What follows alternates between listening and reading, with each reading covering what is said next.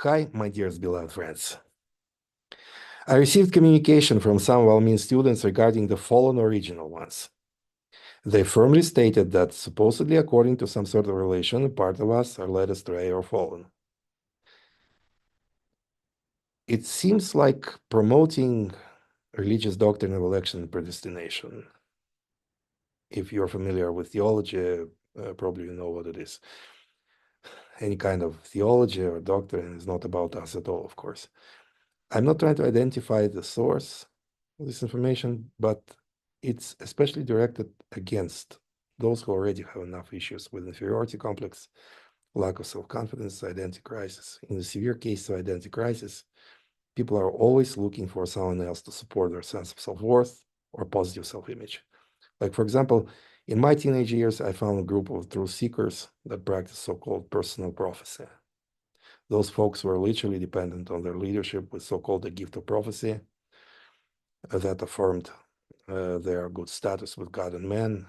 Some of them even called those prophets over the phone every few hours to make sure that everything is well with them and they didn't accidentally miss anything important in their spiritual life, as if they're not able to take care of that by themselves.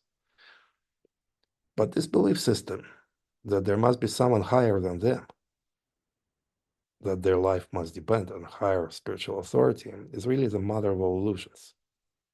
That there should be some higher power above us. And unfortunately, those belief systems are so well established within most of humanity, are they're as ancient as the world, so to speak. And also, unfortunately, in our days, only a very few people on earth know the secret of all secrets, which I'm going to share with you today. Also, in my early 20s, I was introduced to another so-called spiritual community. I was told that in order to be in good spiritual status, it was vitally important to have someone higher spiritual authority above me, over me, and they called it covering. And if I didn't have anyone higher than me, whom I was expected to totally obey in everything, literally in everything, then I was not covered or protected. So scary not to be protected. Only now I know that I don't need any external source protection because no one can touch me without my permission. And that only I am my own personal covering and my own personal authority. Of course, I didn't know about that then. And they also taught that there's no authority except delegated authority, and that I must be under someone else's authority in order to be properly safe, to be properly covered and protected. There's something that some people don't want you to know, but we, Team Almin Russia, the Almin International Institute, want to reveal it to the entire world, just because the future of humanity depends on it. We want to see a new generation of extremely advanced beings that will be confident in their infinite potentials and their infinite possibilities, that will possess strong, healthy consciousness and supernatural abilities. And we don't have to wait for better times or for some prophetic relation to make it happen. You possess it now. But there's a difference between potential dormant and realized. If your infinite potential is in dormant state, it's useless. How to activate it, how to bring it out to state of dormancy, you just have to start thinking, speaking, and acting from the state of omnipotence, from being fully conscious of your infinite potential and your infinite possibilities. From the state of I can do everything, everything is possible. Almin often speaks in metaphors, and some of us still try to figure out the meaning of surrendering to infinite intent. What is the infinite? It's not an alternative to religious God. It's not that we just replace the word God with the word infinite. Otherwise, we'll be constantly perplexed whether we live according to our will or infinite's will, as if the infinite is some sort of person or anthropomorphic deity which we must obey or worship or pray to. Just recently, some of us surprised me by the idea of the anger of the anger of the infinite, as if your infinite potential, which we can to some degree compare with the power of electricity, as if it can be happy or angry or sad or mad. Electricity is just power. It's completely neutral, although extremely powerful substance. So Almin calls our inner electricity, our inner substance, the substance of the things hoped for, from the Book of Miracles. life of miracles um, that we use for realization of our hopes and dreams. This inner substance, our inner electricity. It exists for you and not you exist for it. Your infinite power, your infinite potential is yours to use for yourself. Talking about surrendering to the infinite or serving the infinite is complete nonsense. You are not anyone's worshiper or anyone's servant. You are a sovereign, self-sufficient, all-powerful, omniscient, omnipotent master of your own life. You are the most high God and goddess of your life. And there's no higher power above you, over you, that you must worship, serve, and obey. Now we are going to uncover the secret behind this conspiracy against you, at least to some degree at this time. I'm not going to reveal the details about who they are and what they want from you and from humanity. There's a real possibility that you will figure it out by yourself, because now you can claim your own omniscience. But to be honest with you, when I found out about it, the first thing I wanted after that is to quickly forget it. Since that time, I no longer think about it at all. At a certain level of mastery, we are extremely selective in the area of our thought life. You understand that irrelevant thoughts cause energy leakages, and you don't want to allow that to happen. It's just enough to know that there's some kind of structures, or we may call it projects on the planet Earth that operate special kind of social engineering, which includes stifling or suppressing evolution of human consciousness. And one of the methods that they use is manipulating people's self-identities. There are special kind of programs that are being installed that contain information that causes identity confusion, identity crisis, or complete loss of self-identity. And this lost self-identity is being masterfully replaced by artificial identities engineered by those dark operators. For example, in some cults, they call people the sheep. Have you ever heard the shepherd and the sheep? And of course, they call themselves shepherds. The idea behind this definition is that people are just dumb animals, cattle, and they must follow a shepherd that will show them the path of truth to the green pastures and then to a slaughterhouse. If you follow any sort of spiritual leader, spiritual authority, be sure that your final destination will be a slaughterhouse. What's your first reaction when you hear a message like, some of our light family are fallen? If you know that you are not fallen, then you just ignore it. But if your self-definition or self-evaluation depends on some so-called higher spiritual authorities labeling, then you're in trouble. You don't know who you are and what your life situation is, because you totally surrendered yourself to someone else who may decide whether you're fallen or whoever else you are. And this is only one of the many examples how people can be manipulated, and it's possible only if they themselves give permission to someone to be their higher power. Almin and Team Almin Russia never claimed this higher power over you. This is what Almin said. I acknowledge your divinity, and it's with great humility I offer myself as a channel of light for these teachings. I do this in service to the glory of God, which each and every one of you is. If even for a moment you have forgotten that you're God, please know that I have not. It's not my intent to tell you what I can do. My intent is to show you what you can become. My greatest wish is for you to stand on my shoulders and fly. But some of us misunderstood the role of Almin's shoulders. Instead of using them as a springboard to jump and gain impetus for taking our own flight, we wanted to stay on her shoulders or even ride on her shoulders and use her as our resource instead of listening to Almin's pointing us within ourselves, where your infinite resource, infinite power, infinite source, your infinite potential is located, and to take your own energy from it for your own flight.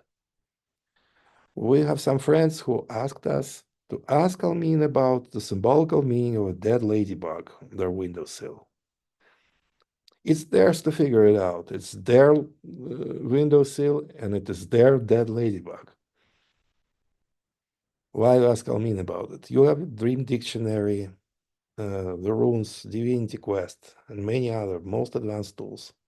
And by the way, also you have infinite source of wisdom within you.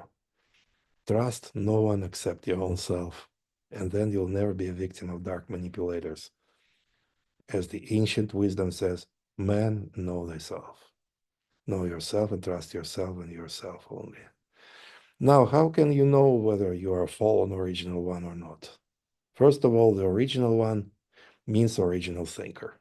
According to Almin, you are self-referencing for approval. You don't need anyone else to confirm your state of being or your spiritual status, because you create your state of being, and it will always be as you created it. According to Almin, a master doesn't seek the truth, he creates it every moment. We are either creators or creatures. Masters are also called self-made ones. You're either making yourself or you allow others to make you according to their image and likeness. Then we are someone else's creatures, dependent on their creators, dark psychologists, social engineers, and the like. Then we are puppets in their hands, and they give us names, titles, definitions, statuses, labels, etc. Then, if they tell us that we are fallen, we passively accept that, or in our current issue, if they tell you that if you associate with so-so, then you are a fallen original one. But if you associate only with whom we want you to associate with, then you're a recent one. If we are creatures, we swallow it. If we are creators, we ignore it. But is it possible to be fallen at all? Yes. Creators are reason. Creatures are fallen just by their nature of being creatures. Fallen and followers, they even sound like homophones. Followers are fallen. They don't stand and walk in their own independent, sovereign self-awareness. They borrow their self-identities from others. This is the only possible fallen state of being. If you live only by your own wisdom and discernment, then you naturally cannot be fallen. To be or not to be fallen is only a matter of your conscious decision. Whether you want to be a creator or a creature, only you can decide.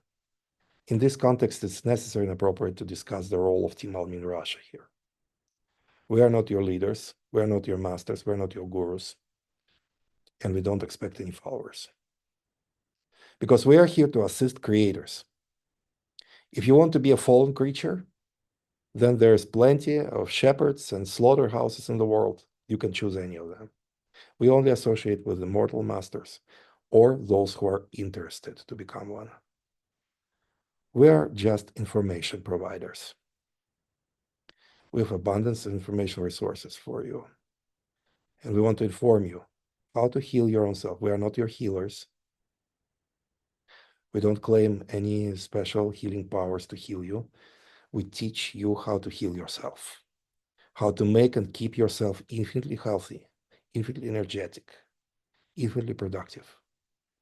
And we are here to support you on your fast lane, your personal self-advancement. It's all about you and about you only. Put yourself first and only yourself. Here it's absolutely appropriate to be selfish and seek your own best.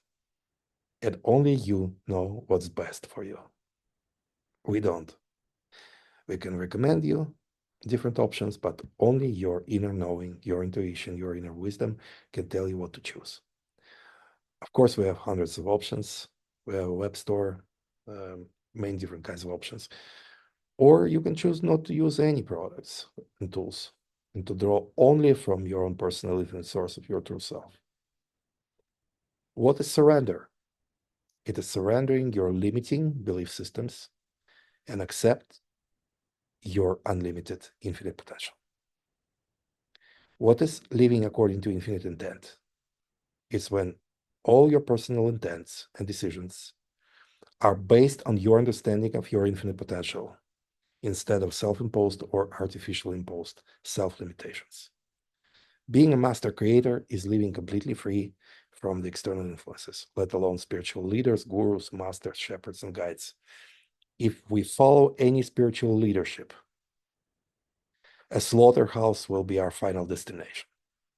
Make sure that you don't live by anyone else's relations, truths, or guidance. We can give you only options or recommendations, but never guidance. You don't follow anyone here. You use us as your resource for your own personal benefit, self-advantage, and self-empowerment. If you participated at Almine's last seminar in Ohio in 2019, before she went to seclusion, then you remember that your current level of evolution is mastering self-communication and self-guidance. That's why Almine recommends practicing 5-day personal retreat, silent retreat, when we completely disconnect ourselves from our phones, computers, books, mass media, and personal communications during this period of time, and just surrender ourselves to complete silence during those days. One of the greatest methods of deprogramming, truly. After my first personal silent retreat, I completely lost desire to read spiritual books, watch the news, TV, and internet. Creatures are dependent on external source of information, entertainment, stimulation. Creators use communication devices for creating the source of information. For example, blogging, video blogging, etc. Creatures read books, creators write books. I was inspired by Almin's example. She told us during one of her Moscow retreats that she was not reading books for more than 10 years at the time. And then she started writing instead of reading. So what's the key secret truth that some structures don't want you to know? The foundation of mastery. What is the foundation of living in mastery? It's complete ownership of yourself. Complete ownership of yourself. If you're a follower, you're owned. You're not an owner. You're owned by your leader. If you're a creator, then you and only you are in charge of your life. To see it more clearly, we can envision a pyramid, and you can envision yourself at the very top of the pyramid of your life. And as you can see, the top of the pyramid is a very small place, only for one person, and only you can occupy it. There's no such thing as co-creation or shared authority, shared responsibility here. If you share your authority or your responsibility with someone else, then you're somewhere else in this pyramidal structure, where there's a place for more folks. And here they share authority, responsibility, they fight for authority, they fight for influence, fight for supremacy, argue, win, lose, etc. If you participate in this kind of life, then you are definitely not on the top, where there's a place only for one. Then someone else is on the top of your pyramid. Someone else is in charge of your life. And here it's extremely important to understand that this pyramid represents only your personal life, your personal reality, not someone else's. The only thing that you really own is yourself and yourself only. There's no such thing as private property. You pay property tax, whatever your country is. We can't claim ownership of other people, of course. We are not in charge of anyone else except our own selves. I was contacted by some spiritual organization that informed me that they are the owners of the entire cosmos. They are clearly out of touch with reality. We can own only yourself. You can own only yourself, and yourself only. But it must be 100% of yourself. You make only your own decisions. You think only your own thoughts. You feel only your own feelings. Then you're a master creator. That's why some masters are no longer interested in watching movies, reading the news, because surrendering themselves to other sources of influences gives them extra work afterwards. Self-deprogramming can take a lot of time and effort. I remember when many years ago I watched my last movie. Honestly, I felt like I was spiritually raped. And it took me a lot of time for deprogramming, time which I could better use for something much more productive. I'm sure that many of us feel the same, and we don't want to fall into the same traps again. Talk to you soon.